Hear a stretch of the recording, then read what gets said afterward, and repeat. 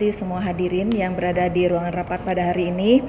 Menyikapi permasalahan tentang Desa Sukasirna Rasa, saya memang sempat mengetahui lebih dalam sampai saya pun pernah turun sendiri.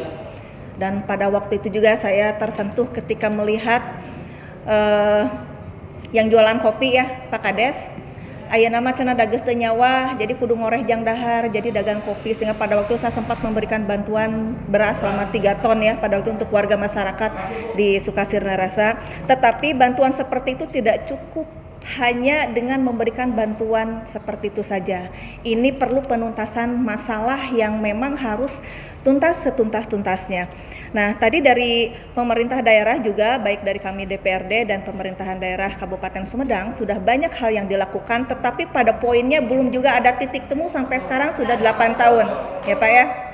Nah, betul tadi seperti Bapak Ketua Komisi 1 sampaikan bahwa kita harus tahu bagaimana titik permasalahannya.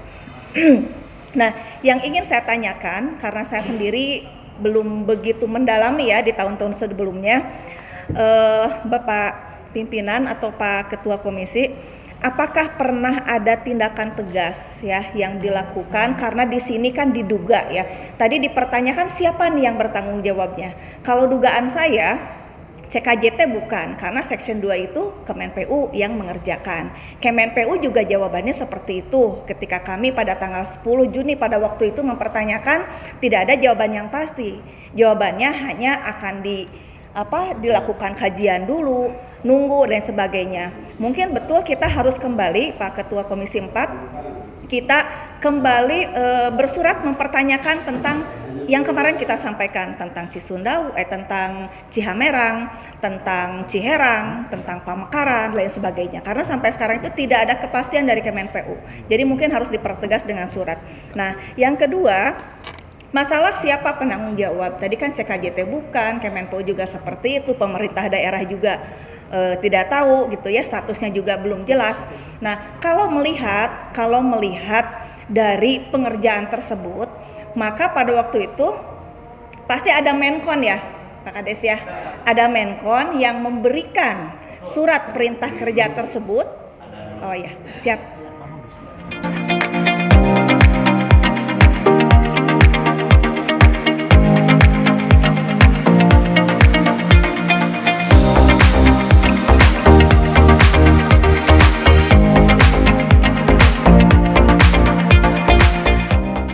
Ya, terima kasih. Yang pertama, ketika pekerjaan ini dilakukan ya, penimbunan disposal itu pasti ada main kontraktornya. Nah, siapa main kontraktor pada waktu itu? Sehingga akhirnya yang saya ketahui ada beberapa subkon yang mengerjakan. Salah satunya seperti itu. Nah, kalau misalnya kita runut ya, yang terakhir ini disebut permasalahan ini terjadi. Yang pertama tadi yang menyebabkan air itu melimpah dan menggenangi sawah milik warga itu karena ada saluran yang jebol. Kenapa saluran itu jebol? Karena kalau kita teliti lagi, pertama itu tidak kuat konstruksinya. Yang kedua, timbunan tanah di atasnya itu tidak memakai perhitungan. Itu lebih dari 2 juta kubik tanah yang ditimbun, sehingga wajar saja kalau tahanan yang di bawah tidak kuat sehingga jebol. Dan sampai kemarin prihatin sekali sampai ada korban jiwa. Nah, sebetulnya di sini apakah kita sudah pernah melakukan tindakan tegas ya terhadap penanggung jawab kontraktor tersebut ya? Kita sebetulnya bisa menuntut secara hukum, apalagi sudah ada korban. Kemudian kalau dikaitkan dengan Undang-Undang 32 tahun 2009 tentang kerusakan lingkungan, apalagi yang menyebabkan korban jiwa ya, di pasal 87 dan di pasal 95 itu sudah jelas sanksi hukumnya. Ya, apabila tidak sanksi pidana, maka sanksi dendanya itu adalah aset-aset yang dimiliki oleh perusahaan tersebut itu bisa disita sebagai ganti rugi.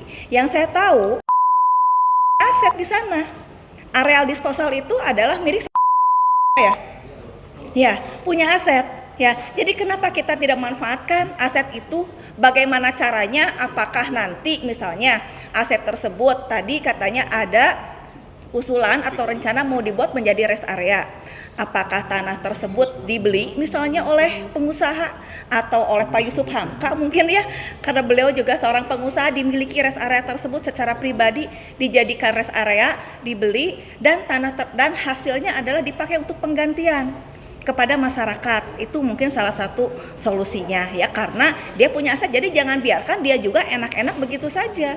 Dia sudah pernah membuat perjanjian akan membayar ganti rugi kepada warga masyarakat dengan nilai sekian, betul nggak Pak?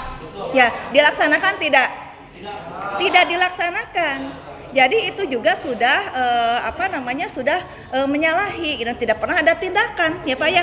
Hanya cukup bahwa nges angkat tangan, nggak setebogana naon, kita tidak bisa cukup seperti itu gitu ya.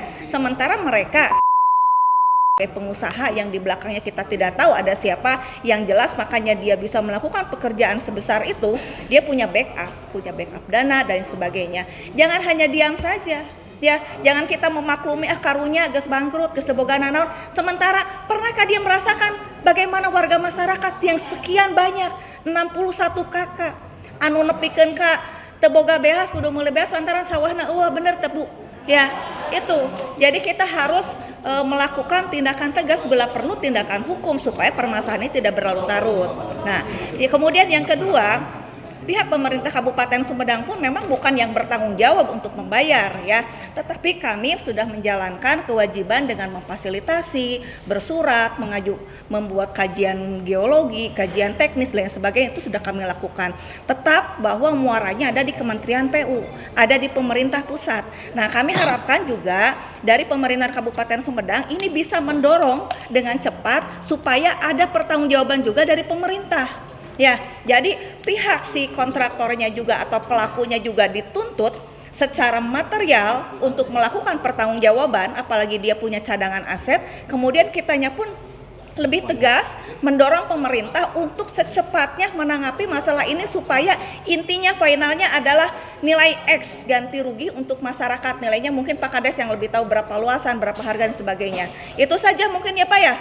Benar gak? Ujungnya ada di situ. Dan kalau misalnya tidak, ya proses hukum wayahna harus berjalan, tidak bisa dibiarkan dia tenang-tenang begitu saja. Nah, kemudian saya juga menyarankan Pak Ketua menindaklanjuti yang kemarin kita memang harus beraudiensi lagi sepertinya ke Kemenpu untuk menegaskan kembali jawaban-jawaban dari mereka. Karena sampai sekarang dari hasil audiensi tanggal 10 itu tidak ada hasil. Dari Pemda juga tidak ada jawaban, berita acara juga saya tanyakan juga tidak ada sampai sekarang. Dan saya pernah berkoordinasi dengan Kementerian PU, kebetulan pada waktu saya minta kontak personnya Pak tuduh Pak Ketua. Jadi suruh ke PPK Lahan. Kita kan resmi datang ke sana ya, Bapak kemarin ya salah satunya yang menerima audiensi kami, suruh ke PPK Lahan dibalikan lagi ke PU dibalikan lagi ke Pemda gitu. Jadi biar pemerintah daerah punya ketegasan untuk melakukan hal ini, kita seriuskan supaya permasalahan ini tidak berlanjut-lanjut dan ada titik terang serta ada kepastian untuk masyarakat yang selama ini berharap. Terima kasih. Wassalamualaikum warahmatullahi wabarakatuh.